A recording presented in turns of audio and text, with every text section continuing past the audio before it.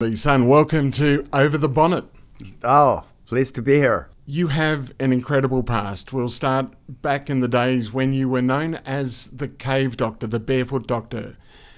What happened then? How did it all come about? I was sent with many other high school graduates or middle school graduates from the major cities to the far away western villages in the mountains. In 1969, we were called at that time educated youth, but the education was really the middle school.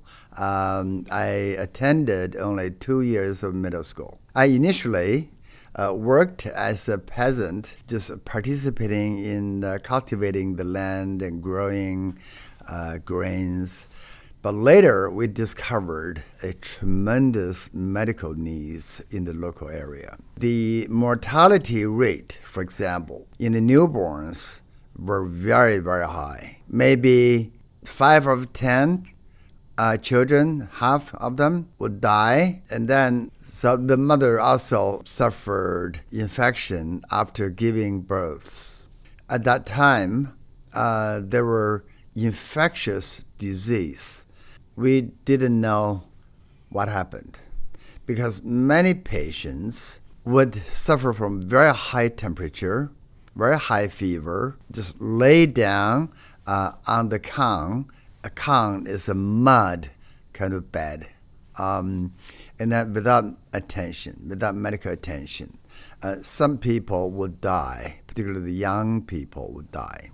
Without any medical training, a bunch of people of us, we have 20 people in our village from Beijing. We organize ourselves to try to attend these situations. So you were still working as a peasant. During the evening, in the morning, when we had time, we go visit these people, try to figure out what was the problem.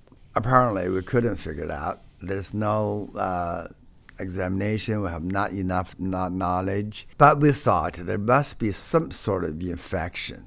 A classmate by the name of Cao Bo, whose parents were doctors in a major hospital, had some idea of antibiotics, and he brought some with him. He said, why don't we try the antibiotics? We tried on one patient, chloromycin. Magically, in about a week, the high fever subsided. The old lady drastically improved and got up. But we still couldn't figure out what happened. And then we just checked the books. We brought up with us a bluish-covered book called Rural Doctor's Handbook. We just went through and then tried to figure out what that was, and then eventually, because this chloromycin worked, and then we just figure out what would be the potential disease this antibiotics would be effective for. And then we eventually figured out that was a typhoid fever. Wow. And then our parents from Beijing were very supportive. They mailed us many medication. And also we try to get some medication from the local hospitals. But apparently the local hospitals were not very enthusiastic in giving us the medication. So they gave us some. We just learned how to do the injection and how to use the medication extensively, and together with some other ways. Basically, we controlled the pandemic. That's what was pandemic in our village. And then also, we transmitted the information of our discovery to other villages. And then we organized ourselves to try to treat as many people as possible. And then put this infectious condition in control. So that was what started. However, we further discovered the entire medical situation was so bad. The reason was that the peasants were very, very poor. And then they had hardly enough food to eat.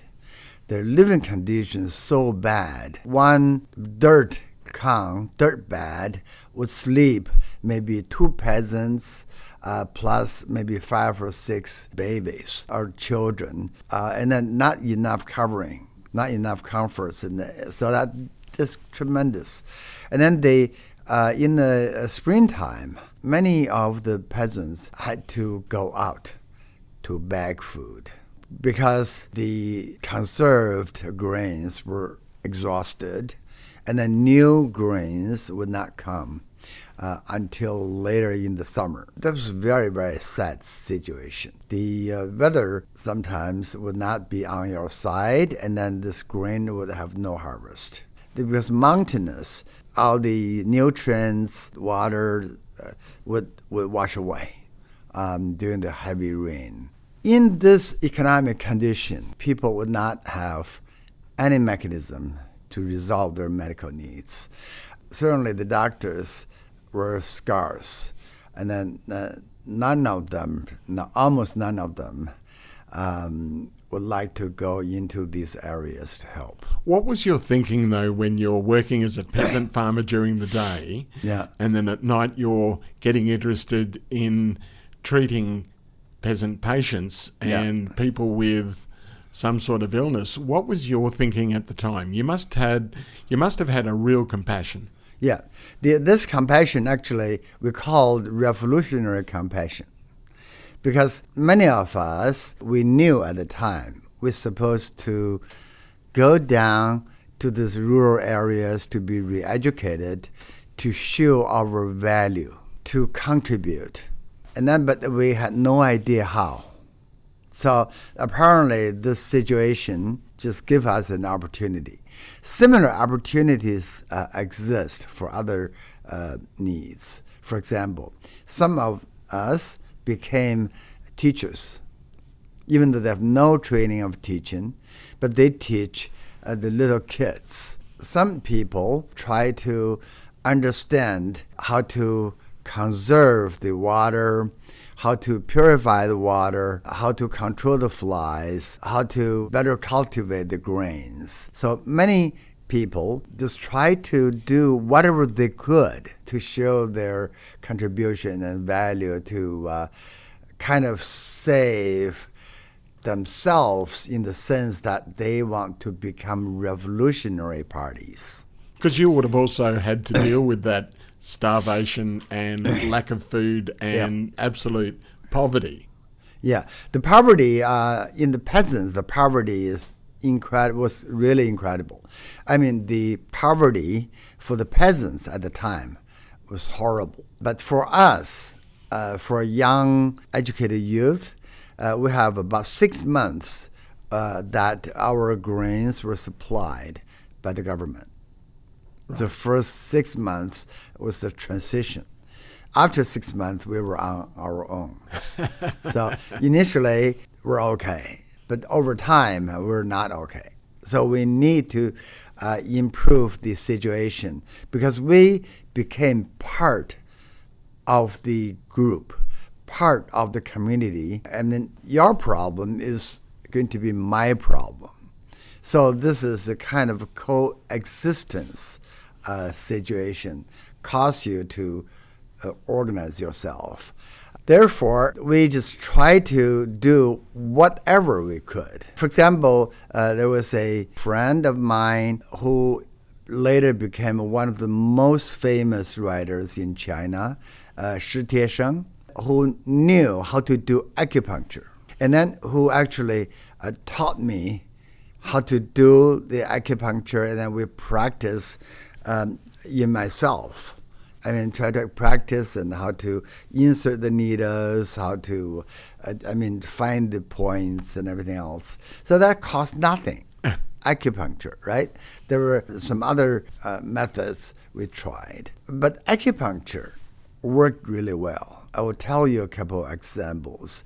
One example, an older man had a stroke, and then I was summoned right away in the midnight to his cave. I used acupuncture, and then to use this point, the strong stimulus.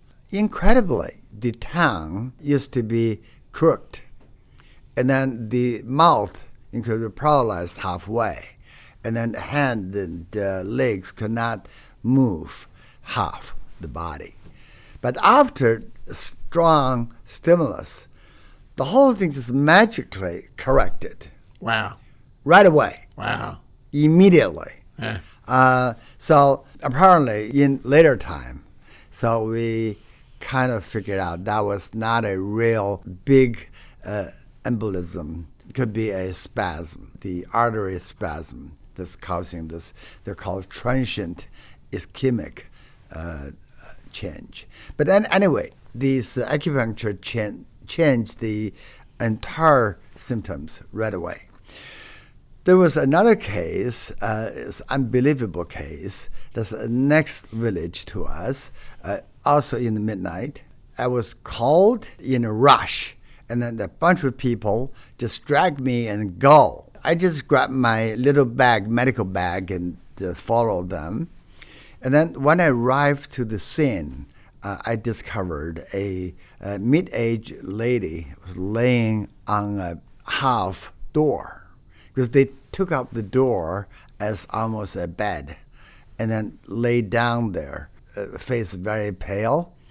And then a bunch of people surrounding this, and then a bunch of older people were smoking and then discussing how to bury this old lady. Oh, wow. What happened is I discovered this lady, mid-aged lady, had a kind of fight with the daughter-in-law, a newlywed daughter-in-law. So they didn't get together because of food division. Basically, the young lady did not give enough food for the elderly. So that's a very, very simple thing. But as you understand, that's livelihood. So hung herself, suicide. So one was discovered, people put her down. Everybody believed she was already dead. Yeah. So when I arrived on the scene, I have no idea what I could do. But however, at that time, I remembered Shi Tiesheng told me use a very special acupuncture point, which is in the middle of your feet, both ways, feet. And then I use very long needle and try to get into the feet, very strong.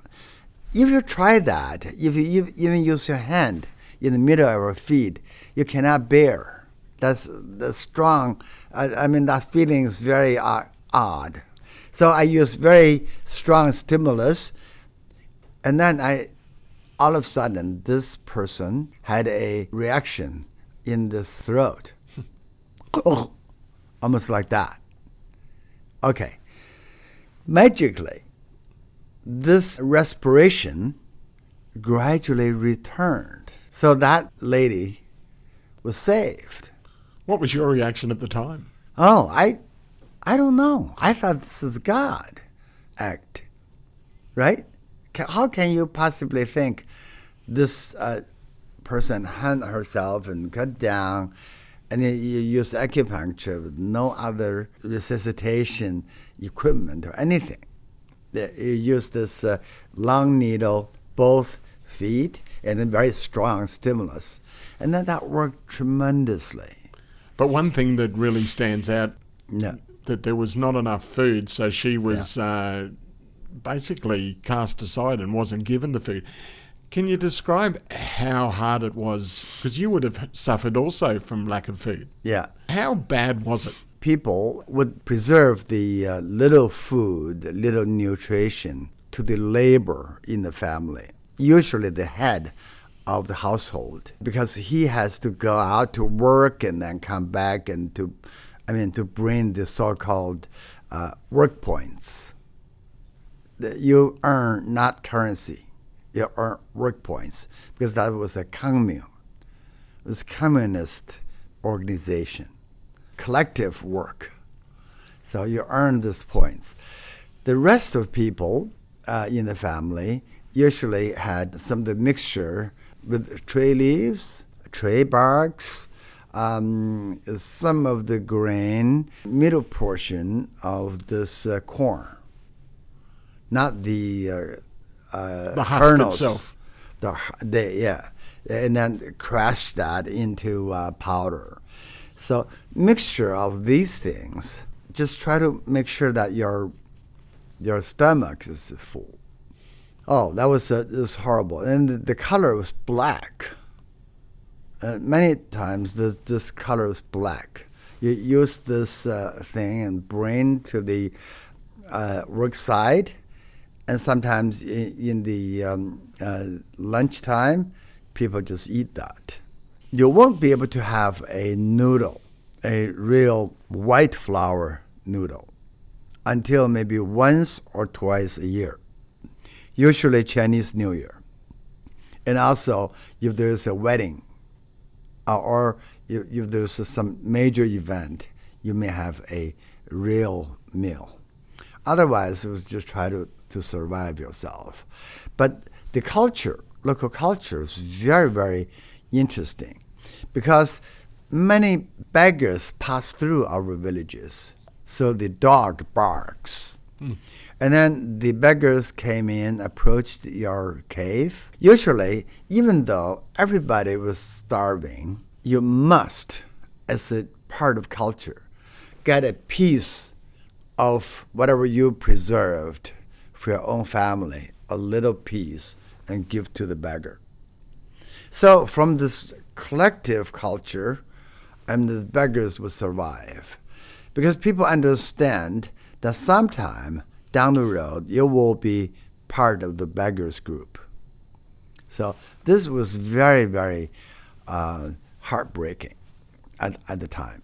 During this period, apparently, people had no money to buy anything else. The only thing is that people may raise some chicken, get some eggs, and they use the eggs to change some little money. The money would be good for buying salt, because the salt is absolutely necessary for survival.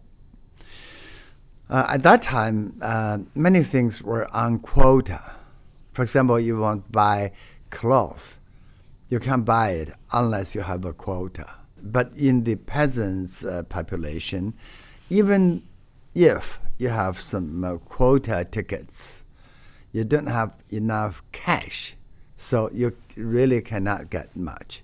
So their clothing was really, really very, very bad. We remembered that the little kids had no socks during the winters, very, very cold, and just basic shoes that's all broken. So during this period of time, if you're sick, what you do? So our people there said, we just beg our fate, beg our fortune, and see the God would take my life. Just wait. That is an incredible way of living. That's attitude. That was the attitude towards disease. But our arrival changed this situation. So people thought we were almost like God sent, right? There were rumors. People said, okay, these young kids, they inherited their ancestors' medical skills. Because we were very young, they thought that was the case. Therefore, a paralyzed person could stand up, and a dead person could become alive. Wow, what was the reaction by the people when they saw that lady, when she did choke and come to life? What was their reaction? Their reaction, wow. At that time, you could hear, wow. Just everybody was so surprised. I myself felt the same thing. I surprised myself too. Because that was a last resort. Just give it a try.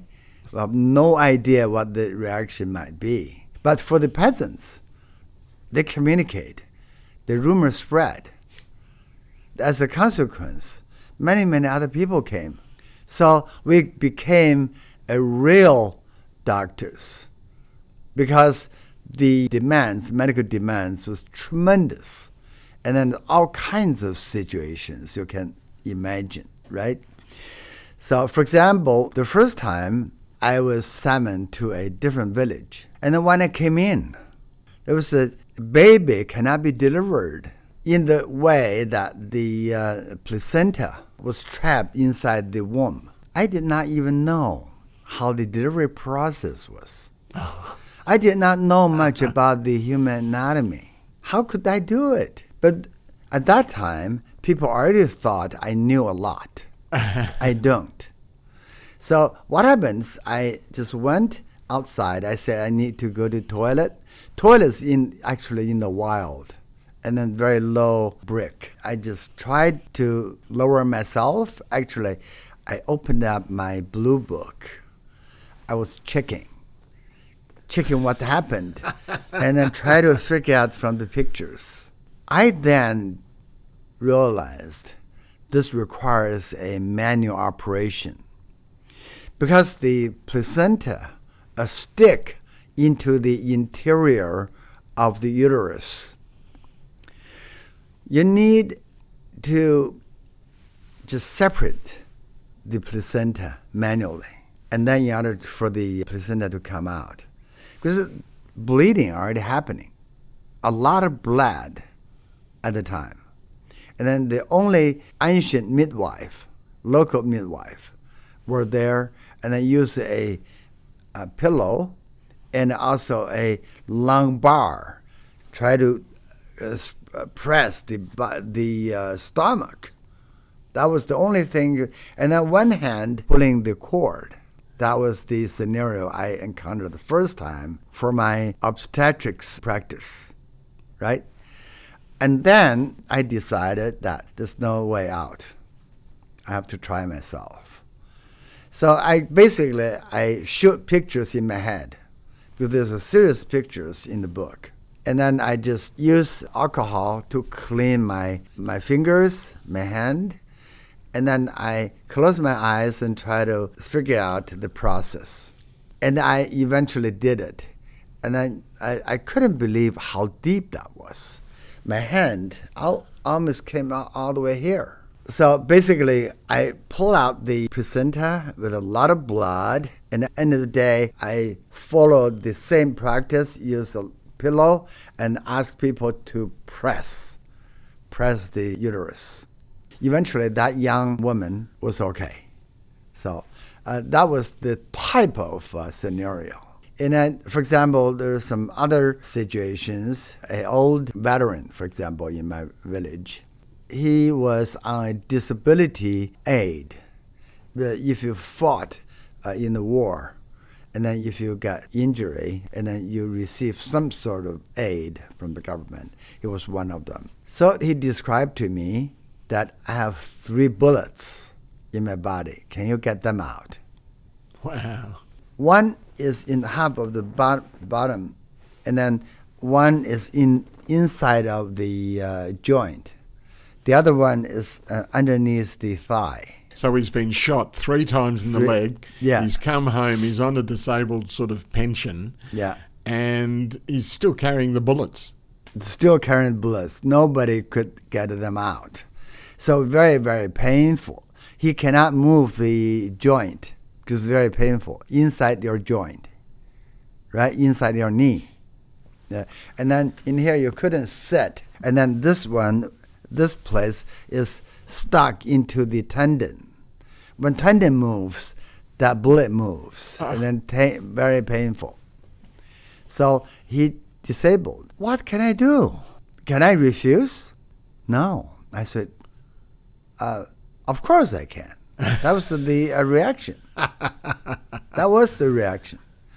So bearing that in my mind, incidentally, at that time, my friend Lizhe Sun got sick, the back pain, very badly, and then later became paralyzed himself. I accompanied him to Beijing. At that time, I just try to see how can I resolve this surgical situation of this veteran.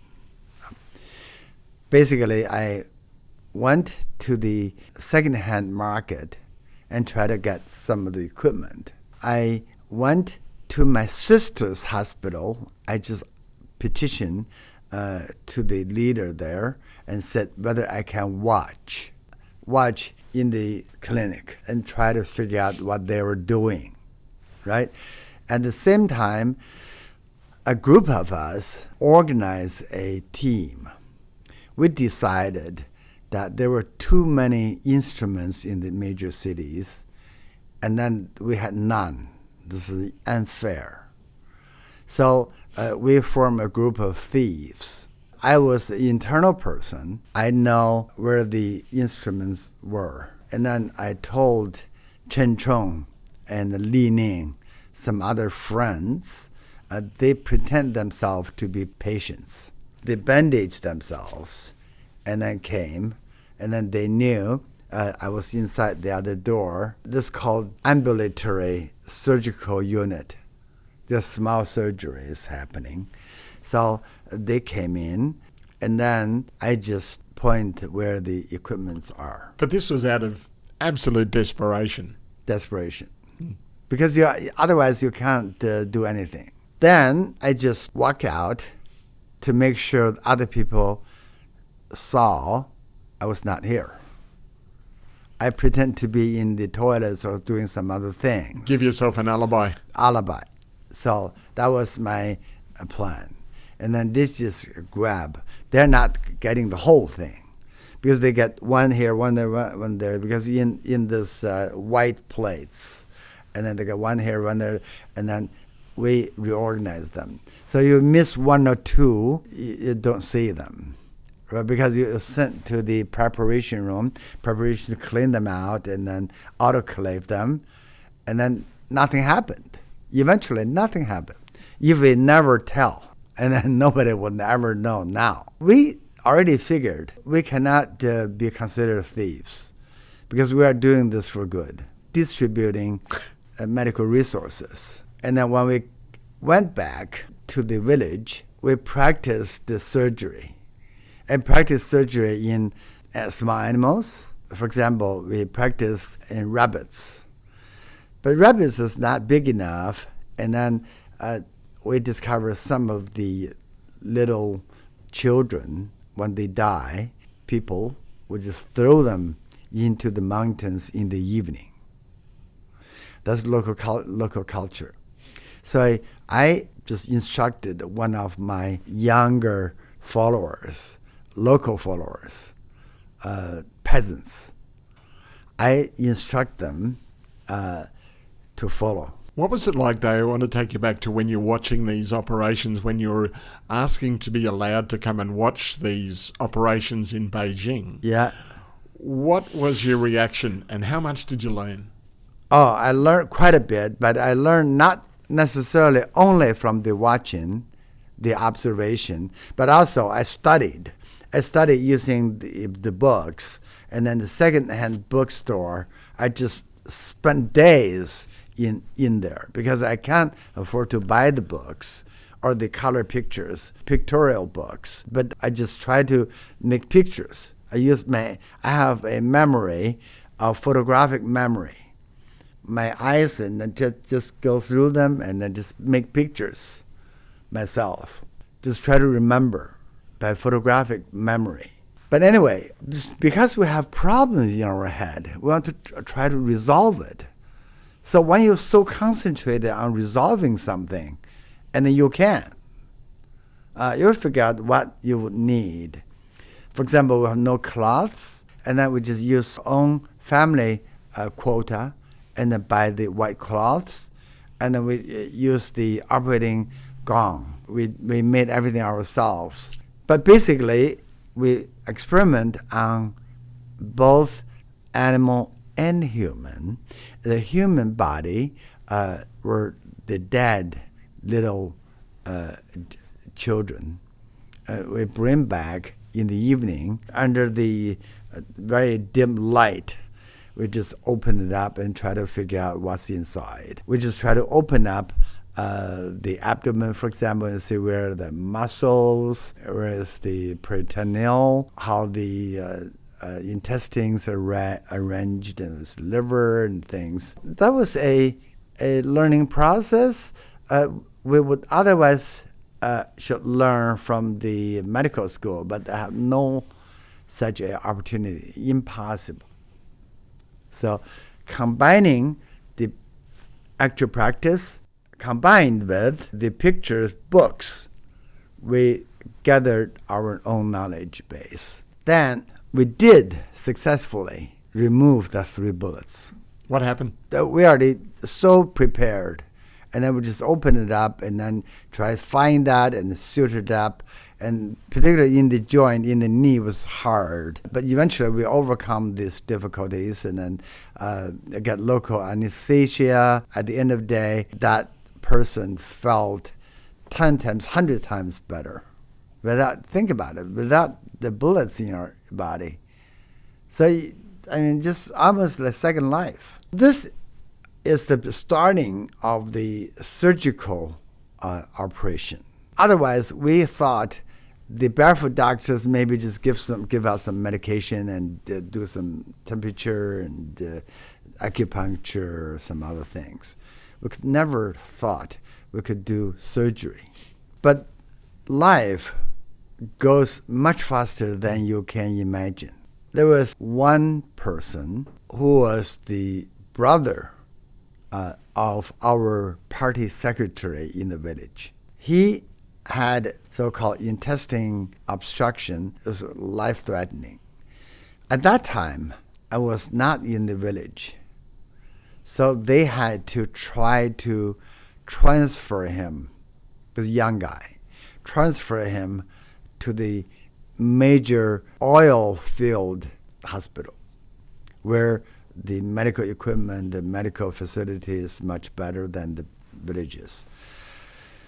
However, when you have this severe condition, you cannot move him very long. So maybe only 5 kilometers he died in the middle of the road. At that time, I was still in Beijing. I did not come back. But it was transported to me, but without knowing, because no communication, no telephone, nothing.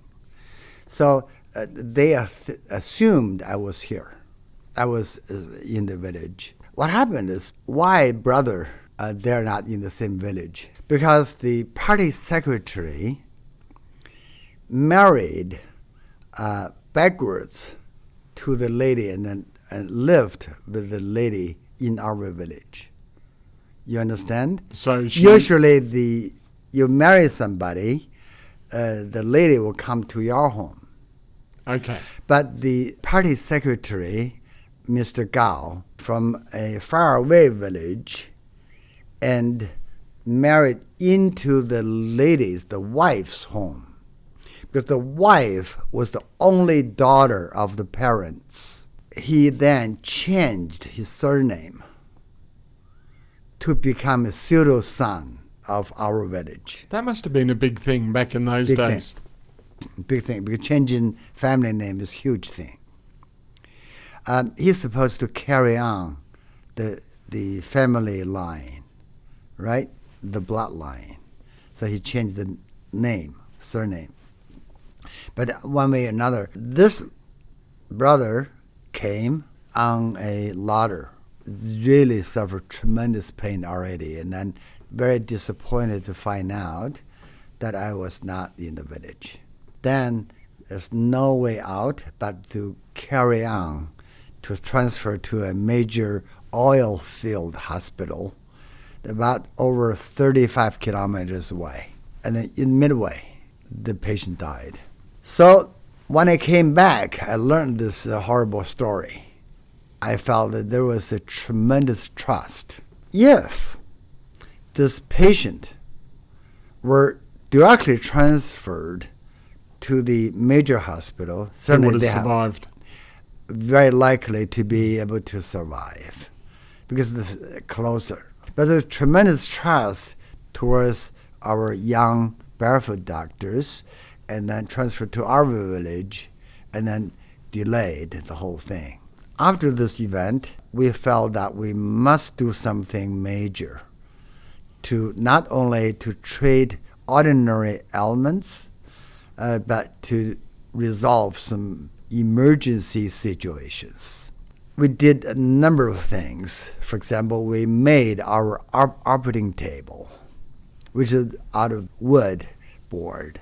But the wood was a scarcity, almost non-existent, because the mountains were yellow mountains, had almost no trace, like desert. Which was why the soil would run away when you're trying to do crops. Right, exactly.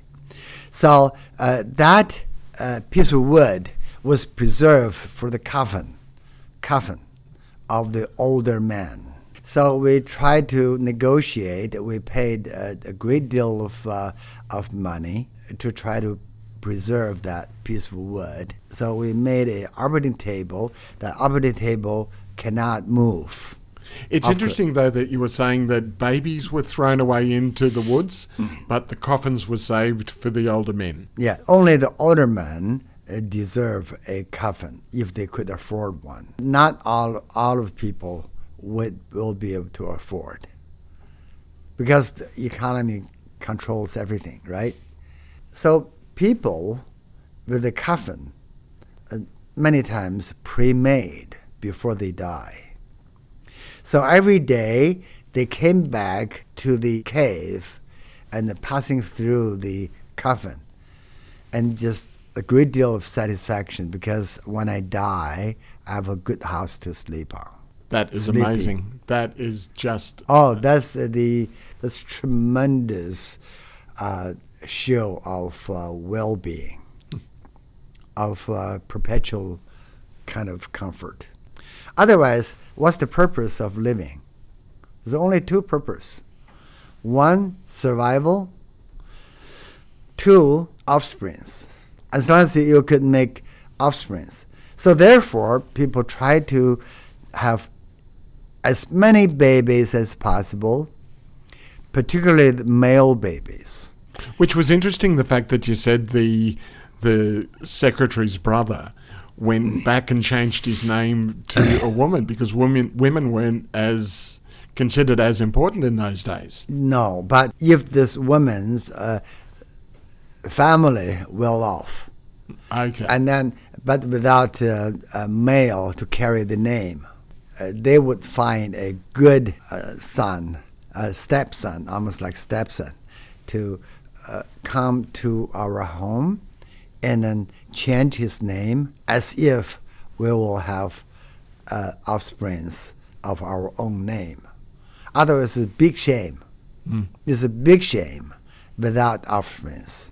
And then the old man, if the old man even have a coffin, a good coffin, rather than just buried bare or buried with a very thin coffin or a piece of kind of wrapping, that was not very good.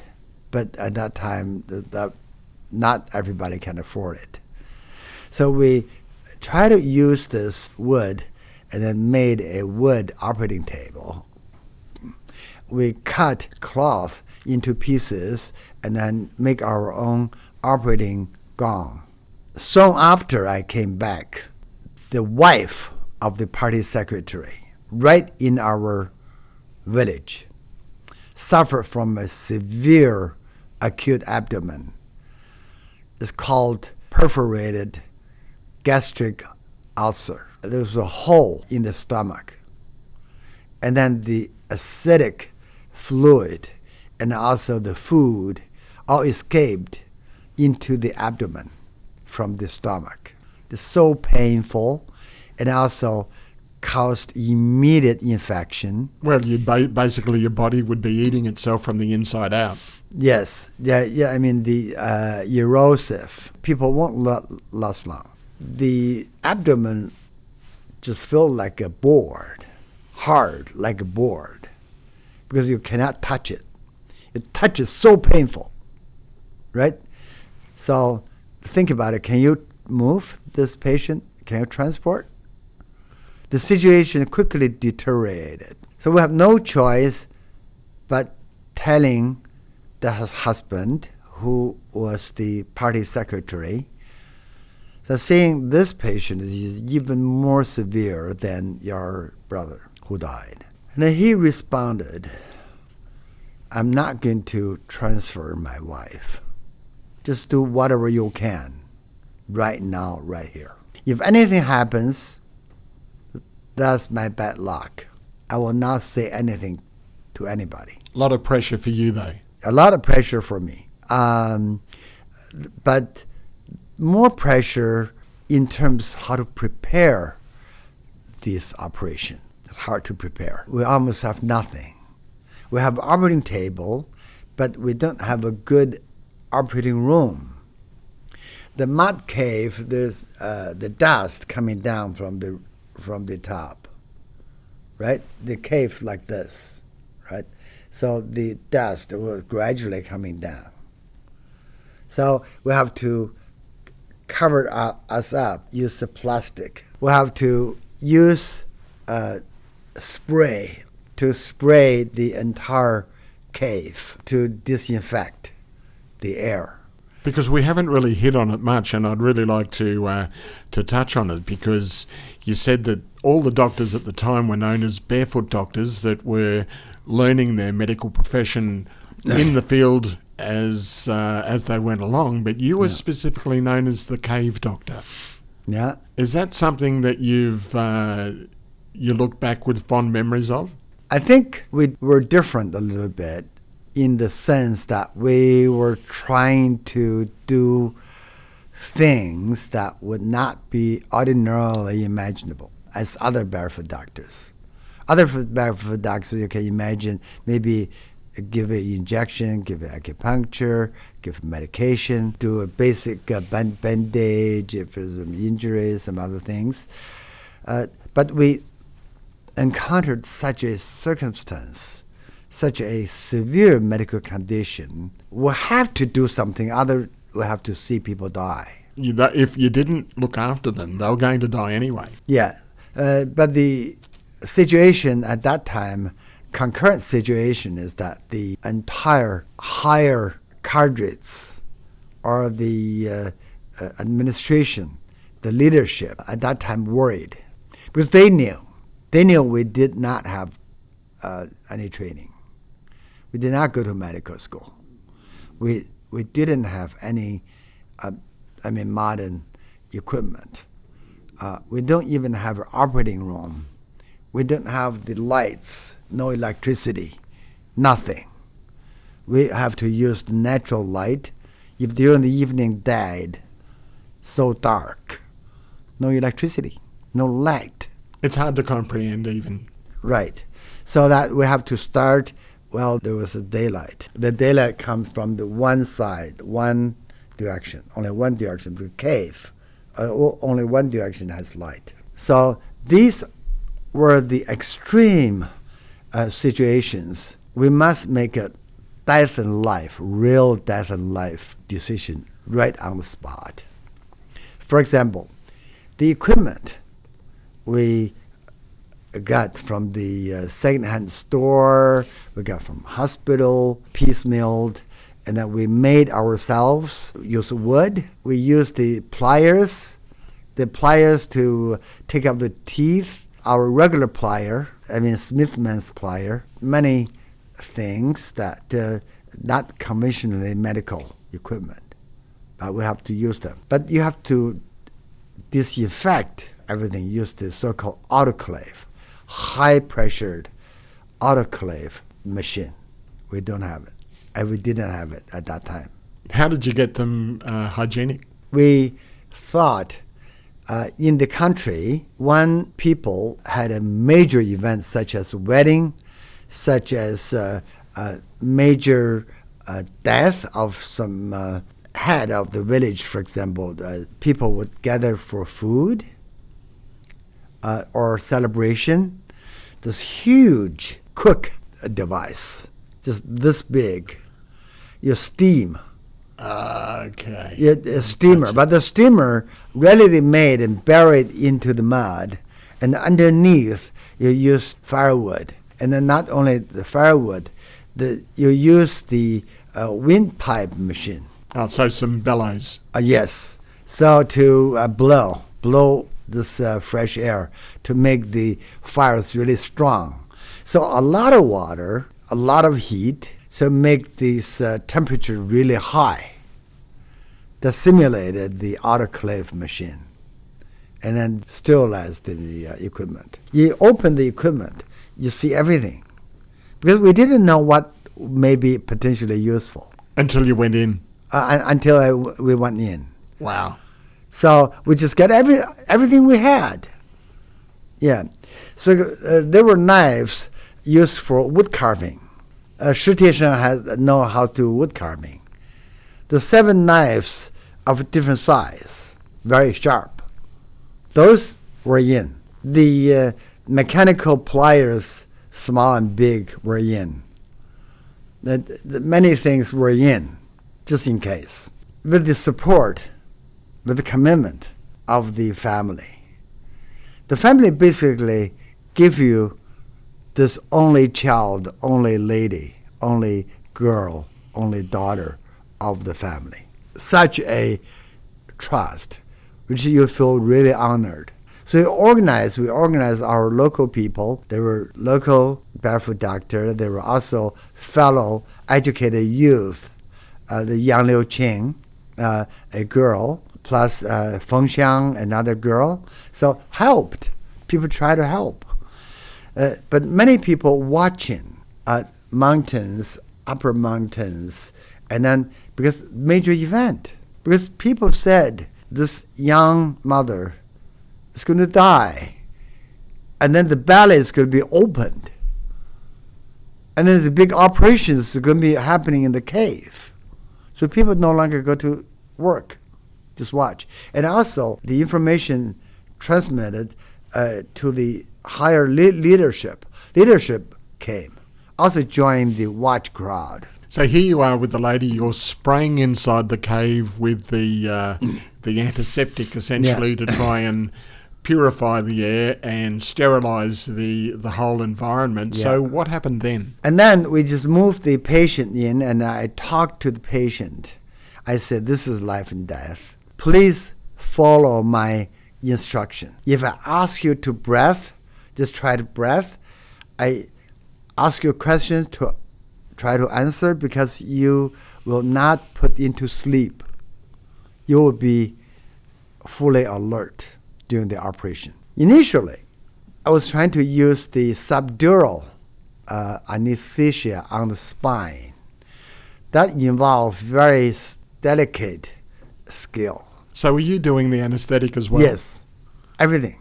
We did everything. I was trying to put into the subdural space. I failed. I couldn't do it.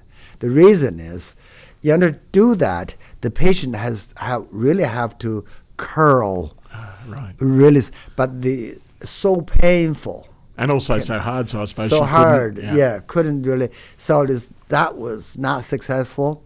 And then otherwise, there was a small tube. If we could put a small tube into the subdural space, that you could continuously give anesthetics. So the operating time could be long. But we had a secondary preparation, which is use regular spinal anesthesia. Spinal anesthesia is to use the big needle, puncture the spinal space. The spinal fluid come out. I use the spinal fluid to mix my anesthetic powder and then inject the powder back. So delicate thing is, because of gravity, you have to control the level of the body. So you want to have the anesthetic level right on the operating field, not high. What happens is too high. You can't breathe. Yes. From here, because we operate here, it's very close to getting the muscle, the breath muscle, paralyzed. And then we had only a bare, straight board. Very, very painful. Couldn't really move. Otherwise, in the operating table, you can control the bed at any position you want. But we couldn't do that. We're trying to do as much as possible, but however, quickly things happened. This lady couldn't breathe because the level's too high. On the one hand, I just get a pillow underneath the body, try to raise the higher body, so try to push down. Just use the gravity to push down. However, that was way too late. Was already out of breath. Because inside the mud cave, many of us, plus the patient, everybody is competing this little oxygen inside the cave. It's an interesting thing, though, and it is an incredible thing that you're doing, but it's almost easy to forget the primitive conditions which you're operating under. You're in a mud cave. Yeah. It's just hard to even visualize that you're doing all of this incredible work and you're still in a cave. You're still in the cave. We compete many things. We cannot wait until we lose the light. We have to finish everything when the anesthetic in effect. We have to control the respiratory and the cardiorespiratory system so that the human being will survive. But I had that already planned because we have no oxygen at all. Oxygen is special kind of tank, and all the tubing and everything else. We don't have it. I talked to the husband, who was the secretary, party secretary, to organize a few ladies, young ladies, each carry a round walk cover made of straws. So they essentially put oxygen into the cave? So they use that as a fun. Just try to force the air from outside into the cave. They open the gate and have a bunch of people just try to get the air in, and then when it's too tired, the other one is come in, and then do that. But I think what happened outside, a huge cloud, and then they didn't know what happened. They have no idea. But all of a sudden, the door opened, and a bunch of people used this wall cover, just try to force air into the cave. And the little children of this mom were worried. And then saw all of a sudden, the daddy was doing that, and then he asked the little girl and then the son all asked what happened. And then the party secretary, Gao Fengliu, said, in a rush, "We are driving out the ghost." So people just had no idea what happened. But one way or another, eventually the respiration got better because the anesthesia level lowered down, and we finally opened the belly. When opened the belly, a lot of intestines came out because the contraction of the muscle, the inter-abdominal pressure pushed a lot of intestines out. Which caused the tightness in the stomach in the first place. Everything. And then also anesthesia was insufficient. So we have to inject some local anesthesia, and then also some people hold the whole bunch of intestine. I was trying to find the hole. And in this process, we saw a lot of residues of food and the liquid. It was to use the saline, just rinse the belly and then sucked out. So that was happening quickly at the same time. Eventually, I found the hole and sutured up the hole and tightened up, and then further washing the abdominal cavity. At that time, the anesthesia completely gone. It's pain like crazy. She was still open at this stage? Yeah. So the lady was still technically under the operation when the anesthesia ran out. Right. Still, the belly is still open, wide open. The intestine were out. We cannot put the intestine back. Too painful. So I talked to this young lady. I said, just try to follow me. Just try to slow your respiration one at a time. When you slow your deep breath, when you push out the air, so the tightness of this abdominal surface, less pressured. So you try to push the intestine back and suture another, make another suture. And then next breath, push back some, another suture, another suture, long time. Pain, long time. And then eventually finished. This was the first most difficult ones. But eventually, this lady's life saved. Still alive now. Wow. Over 80. Wow. There were TV school. The TV person went to shoot. She described what happened now. But the party secretary already died. This was the first operation we collectively did. Several educated youth with the support of many other people. Because many other people did many other different things to prepare this fight. For example, some people sterilizing and burning the wood and then try to steam things. Some other people organizing the clean cover. So this almost like very graphic. Inside is very graphic. Outside, people confused.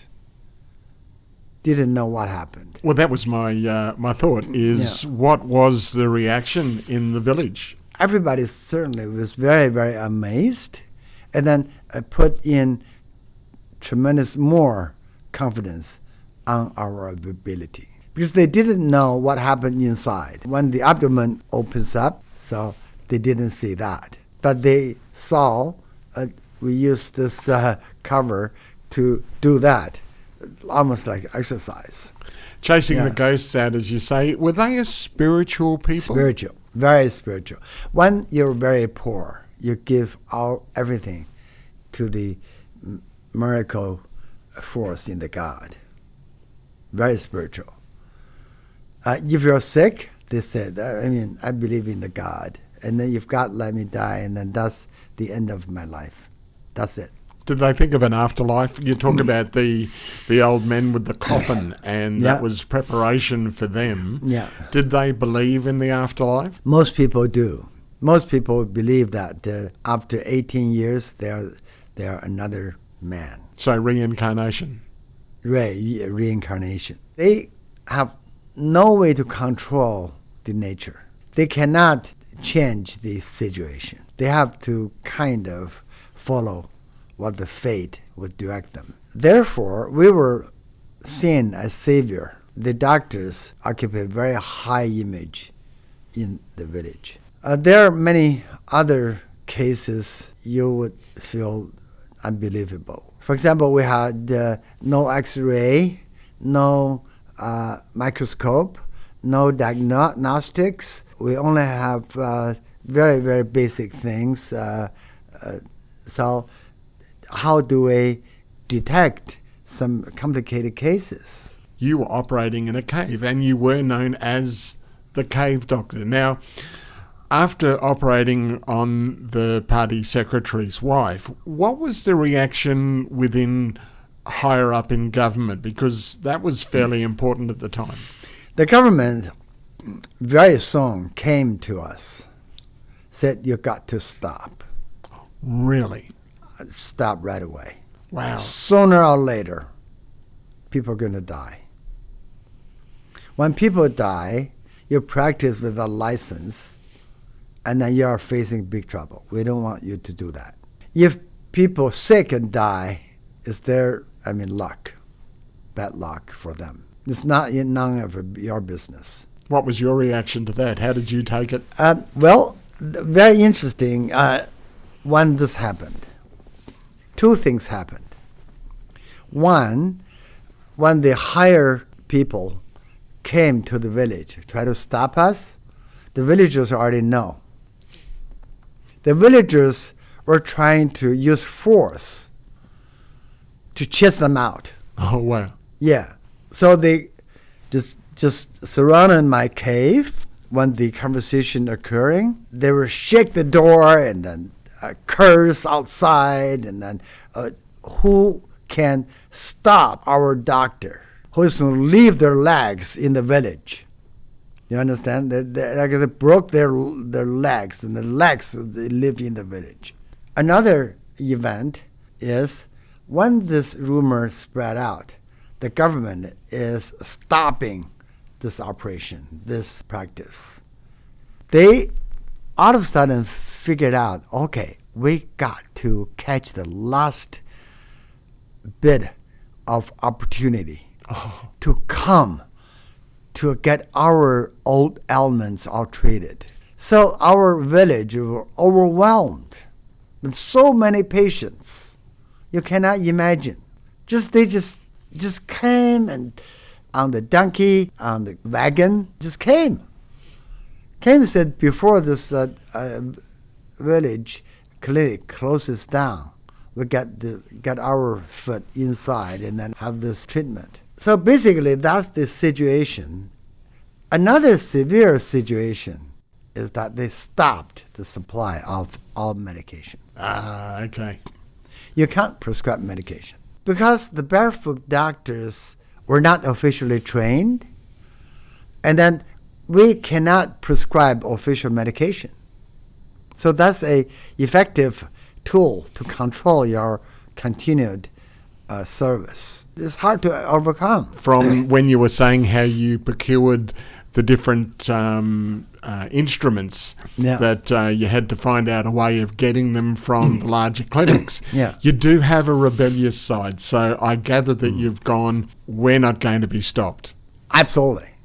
I mean, because we had the full support of peasants. So that's very spiritual at that time. And then even the cadres, the higher administration afraid of the peasants. Because peasants has nothing to lose, only the life. They're losing their lives anyways, right? So they just, we want him. We want these doctors, these mud cave doctors, right? So what you can do? You cannot arrest everybody. You cannot arrest me because I didn't kill anybody. But they warned that if you kill anybody, then your bad luck is coming. Okay. And then we decided something bold. We said we ought to make our own medication. So we started a pharmaceutical operation. That's incredible. Initially, we thought it's impossible, but we have no choice.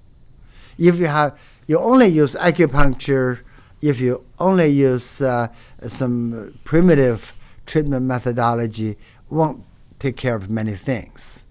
And then, for example, some medication, some of the particular fluid, if you have a dripping fluid, big bottle, and then you put medication inside the bottle and then drip into the vein, that's expensive. So we established a scheme we call Cooperative medical delivery system. We collect a little bit money on everybody, a tiny bit. Maybe the money or a share of the money for their money to buy salt. Everybody contribute a share. But we promise that we would not charge fees when you're sick. It's almost a self-insured program.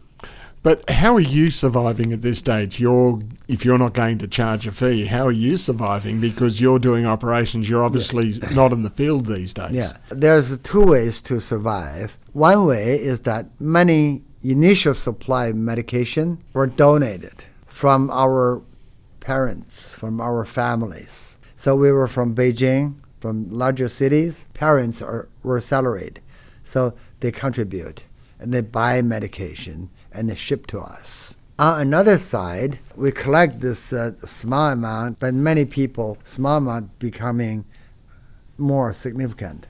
We use that to buy basic medication. Thirdly, there's an operational side of it. which is when we treat people from outside of the village, we act like a real clinic because they ought to pay their medication because they were not part of the cooperative scheme. They have to pay. When they pay, we make 15%. When we circulate this little money, becoming substantive. At the same time, we started to organize peasants to plant herbs. We also buy some herbs. And then we use herbs to make injectables. We boil the herbs, and that has medicinal effect. And then sterilize them, use our sterilized water to make injection ampules. We also have a way to treat the water, the underground water, and to steam them, go through the process, to go through the several columns, to purify them, and then to steam, sterilize them. Also, we have rabbits. We inject on the rabbits and then see whether there's a temperature change. If a temperature change, meaning this water is not pure yet. So we have an entire operation all from 3 caves. The 3 caves used to house sheep. So we made that as a local pharmaceutical company, completely made ourselves. We don't have modern building materials, we only have plastics. But plastics, we just put a heavy chemical and then burn the chemical. They use the fume to kill everything. But when we go in to operate, we cannot survive very long. we just do and then go out and breath. And then come in, and then our tears coming out from our eyes. Wow, so you can only stay in the operating theatre for a certain amount of time. Not operating, the pharmaceutical operating room. Mm-hmm. When we do the Piepers, for example, that was a big success.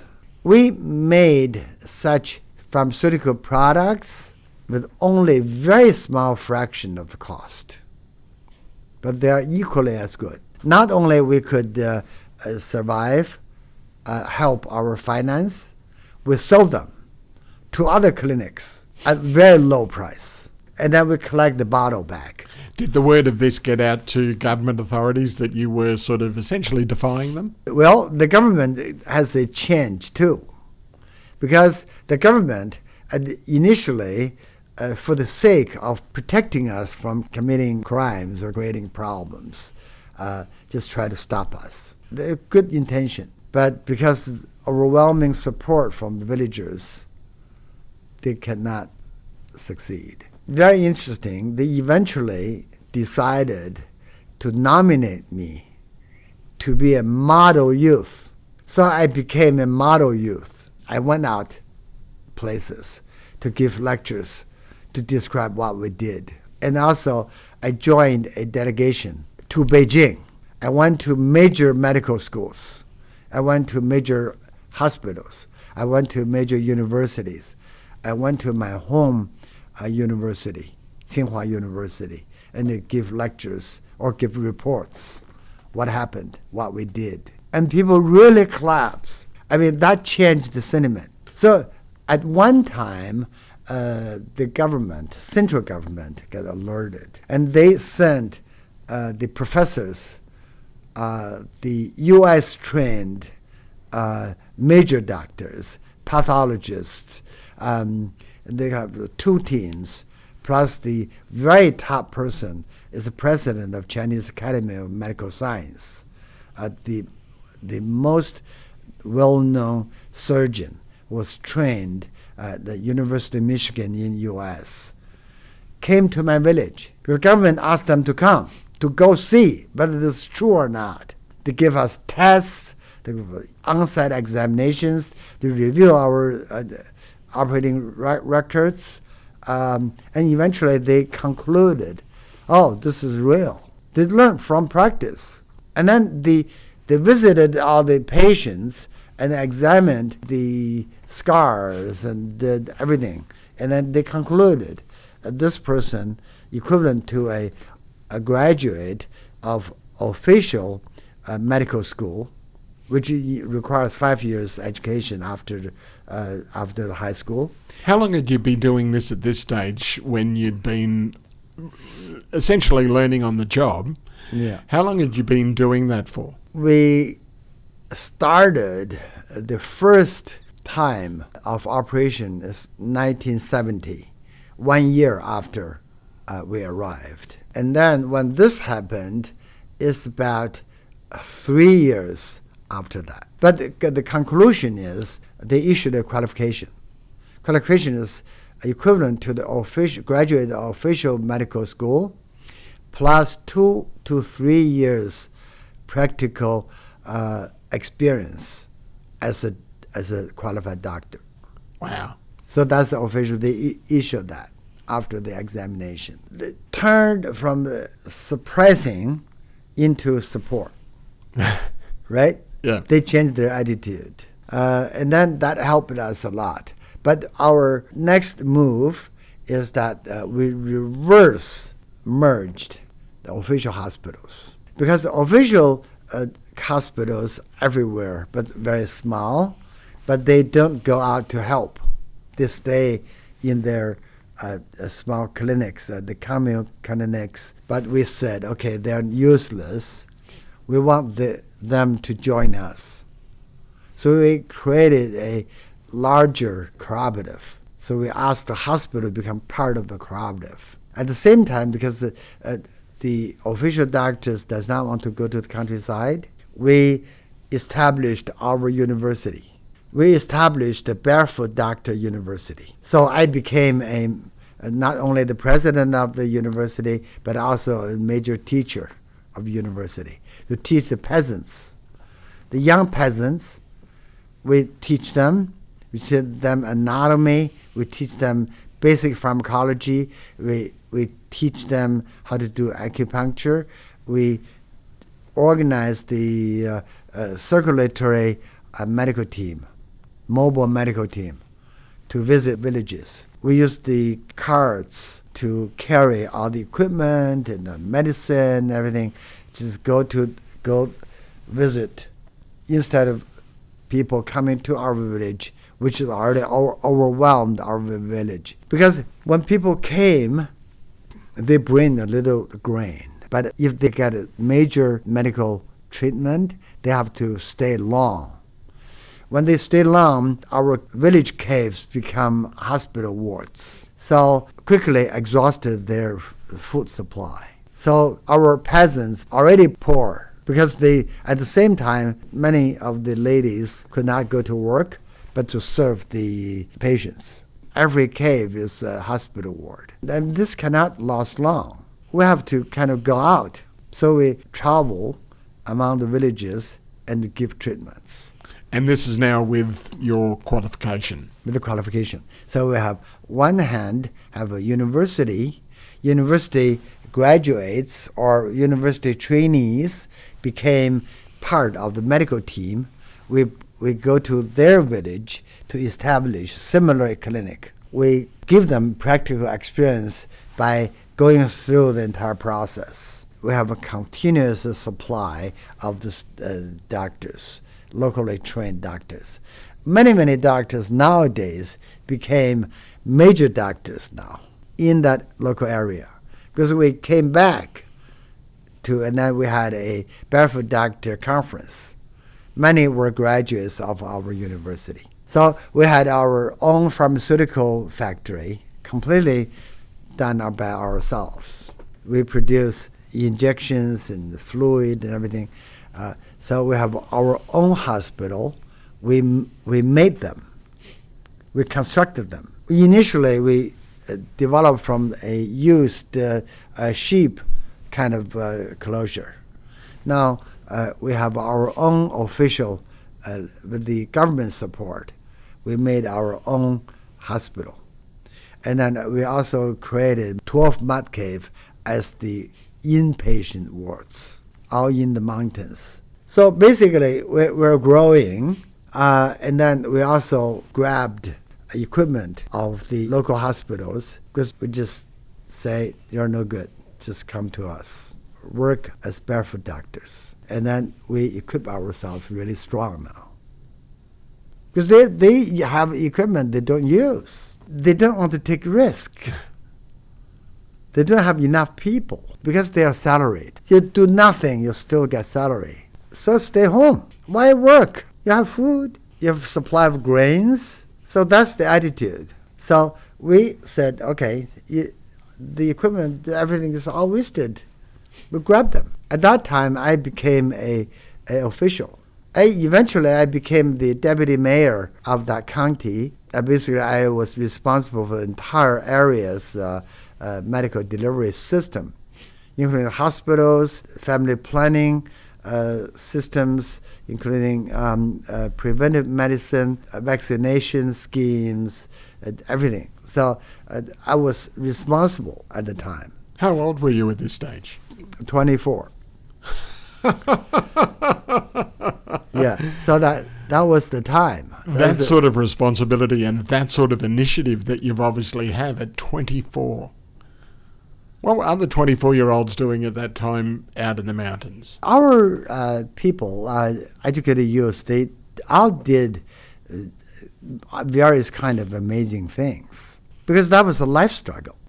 I was only a barefoot doctor. Other people became party secretaries, or some people became scientific researcher to try to grow high-valued plants like mushrooms. Some people became operator of machinery.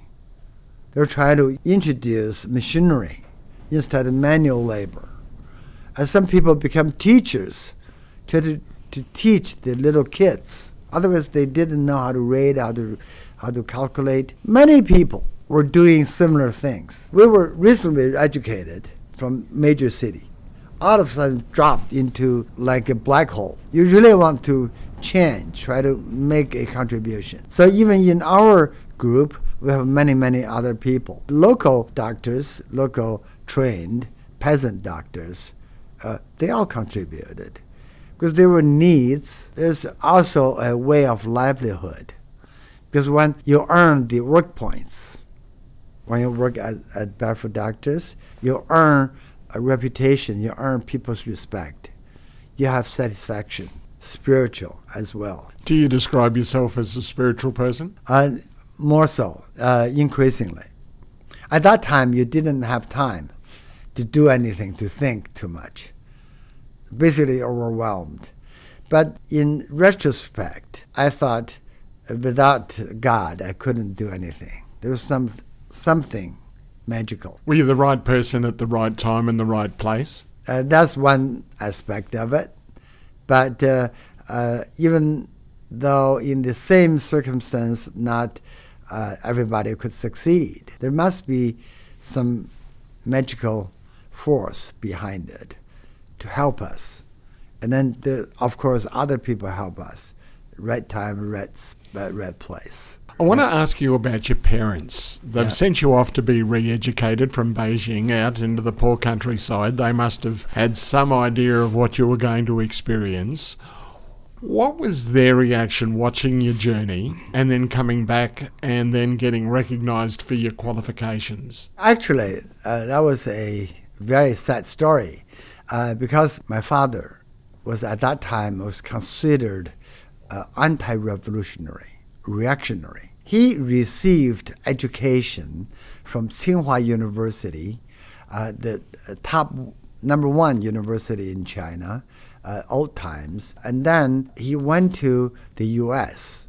for further studies and then obtained degrees from Massachusetts Institute of Technology, which is MIT. And then he was appointed as engineer at General Electric and had good salary, good life. But he thought he should come back to help reconstruct the new China in the late 1940s. But entirely contrary to his expectation, he came back and experienced many political movements that almost killed him. They resented the fact that he'd been educated in the States? worked there and was successful in the States? Yeah, exactly. People in China suspect that he was a spy.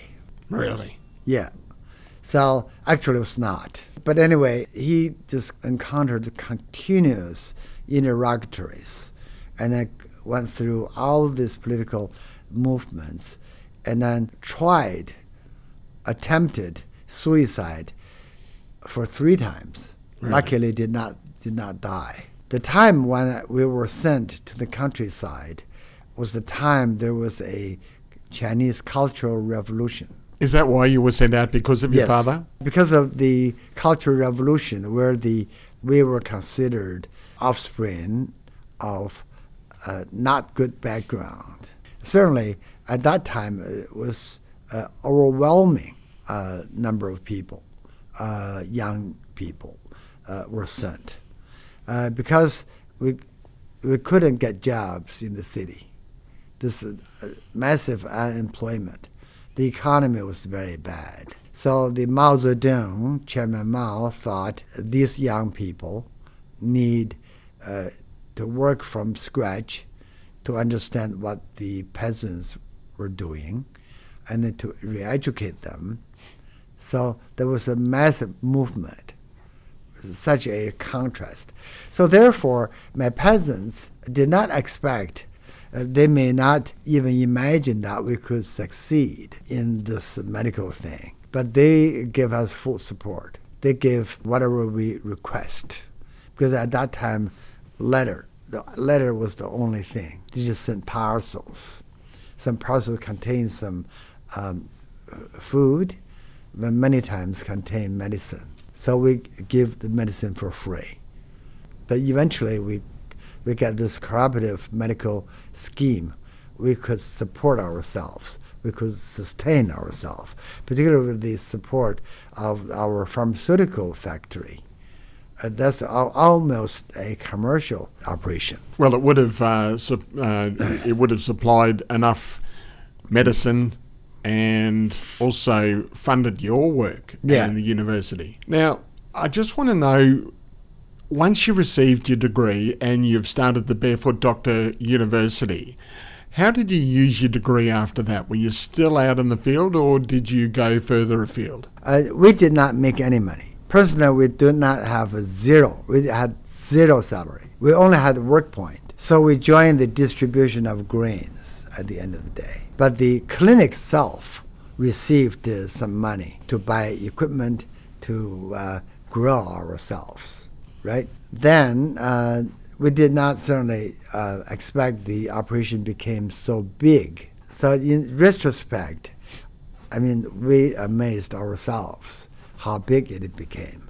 My parents benefited from this in a way, because at the juncture that my father was trying to commit the 3rd suicide, he took excessive amount of sleeping pills because he was under interrogatory again in the country, because he was sent in the country too. Okay. In the labor camp. But at that time, my story appeared in a major newspaper. That was a politically authoritative newspaper. And that newspaper article helped my family politically. So the suppression to my father stopped magically. They must have been incredibly proud. Yes, because they saw my name in the major newspaper, and then people now turned them, my mother and father, turned them to be a model, and then asked them to give reports. How did you educate your children, your child? What was the experience? Of course, they couldn't say much. They only read the newspaper because they afraid they say something wrong that's politically no good. At that time, it was very rigid. Everybody was so scareful. How did you find that when you went to work with other doctors in, say, a more traditional sense in a university or a bigger hospital, when you had when you were talking with them, when you were working with them, how did you find what you were doing as compared to what they were learning in university? At the later stage, when I was enrolled in the official university again as a graduate student, I never went to the undergraduate medical school. I went directly to the major university medical school as a graduate student. At that time, I kind of felt that the knowledge was so much departmentalized, so much stratified, rather than holistic or systematic. Is that because you'd had to be a jack of all trade? You'd had to do just about everything? Absolutely. Everything was the case. From anesthetics to full-on surgery. Yeah, or dentistry or pediatrician or anything. But usually the medical training is train you into a particular discipline. So your efficiency is very high. You always say things very similar. So you always prescribe medicine similar. If something outside of your knowledge or comfort zone, you refer to specialists. But at that time, we were specialists. We do everything. That's the major difference. But we have a different perspective of how human body works. The traditionally trained doctors, did they look at you with some sort of disdain because you were self-taught? Probably in their heart they did. But as you know, that from the entrance examination, national entrance examination, answer the same questions and everything to select university entrance, I ranked national number 1. Oh, wow. Yeah, so that this appeared in the newspaper. So without official medical school education, that was again in the newspaper and TV. So that says something about it. I think it says something about you as a practitioner and also as a person, and it has been an absolute pleasure to share some time with you today, and I really hope that we can get you back and talk some more about some of your adventures and some of the things that you've done, because I know we've only just scratched the surface. But Dr. Lizhe Sun, thank you so much for joining us over the bonnet. Thank you very much for the opportunity.